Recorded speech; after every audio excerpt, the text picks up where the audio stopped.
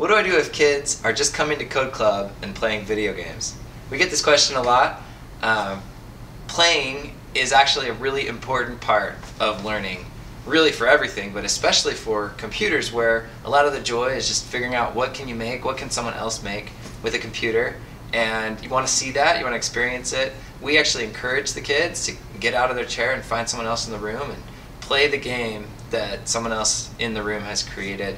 It's powerful to be able to see that, and it opens up your mind to what do you want to make and how do you want to take that and run with it. That said, there's so many great options out there on the internet, and you do want to encourage learning as opposed to just playing the games if a kid is doing that. So I've decided to never be heavy-handed, to never try to force anyone to learn. I think it's kind of a pointless exercise.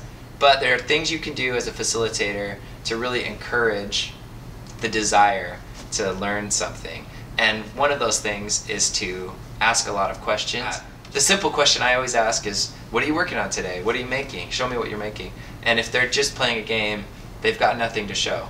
You can accelerate that by offering a show and tell at the end of Code Club occasionally. We don't do this every week, but sometimes run a show and tell where anybody who created something today gets to project it onto the screen, talk into a microphone, and feel really cool.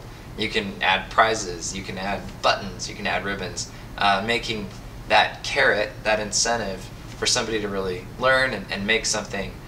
And then finally just poking them and nudging them and showing them new things that are available to them that they might not have known. So if they didn't realize that you can open up a project in Scratch, for example, and see how it was made, you can remix it and change the character so it's your own flavor of that game. Those are nice steps towards feeling empowered and having them feel like they can actually create something as opposed to just consuming other people's creations.